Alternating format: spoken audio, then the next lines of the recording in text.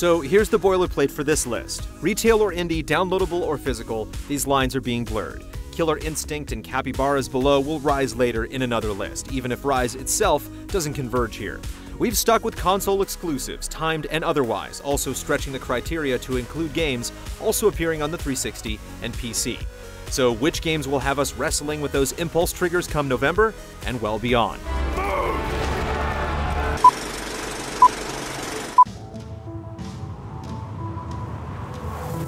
While we know little about Master Chief's next adventure, it's hard not to be optimistic.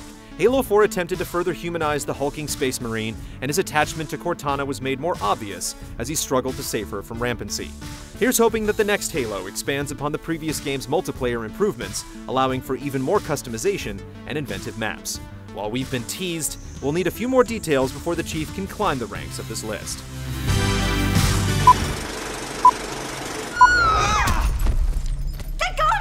I'm not gonna hurt you, but I can't let you go! While we're still shaky about the whole transmedia thing, Quantum Break's mix of sci-fi and live action has our interest piqued. Developer Remedy has a tremendous track record with the early Max Payne games and Alan Wake, and it's at the very least interesting to see games and media converge at a point, which seems to be the promise of the Xbox One. With a plot marbled with time travel and CERN scientists acting as consultants, Quantum Break looks to satisfy many an itch. Move it! Move! Ah!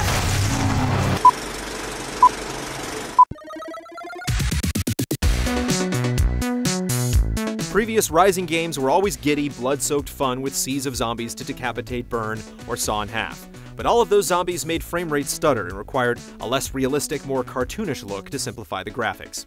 Now, unleashed from the chains of last-gen technical limitations, Dead Rising 3 is promising an open-world zombie massacring experience on a scale we could only imagine a few years ago.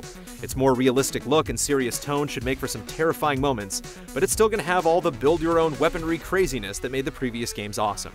Microsoft is also very involved, taking over publishing duties from Capcom.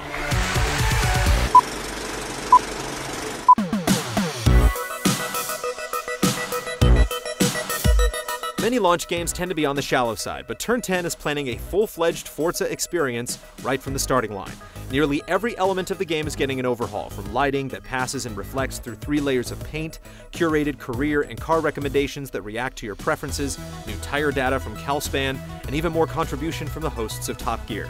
And while we're not totally sold on drive-avatars just yet, we're certainly curious to see how the quote-unquote magic of the cloud converts our driving patterns into AI clones.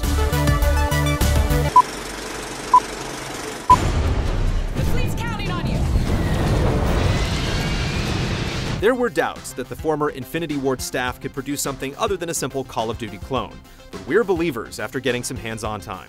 The emphasis on being a vertical shooter with easy-to-use platforming mechanics like running along walls and jumping up on buildings is a welcome change that grants more freedom to players. But it's the addition of the Titans that seals the deal. Combat is fast and intuitive when piloting these agile mechs, but at the same time there's a lingering threat of vulnerability as a single soldier could sneak up at any time and end the fun. It's a small slice that's left us hungry for more, making this our most anticipated title for the Xbox One.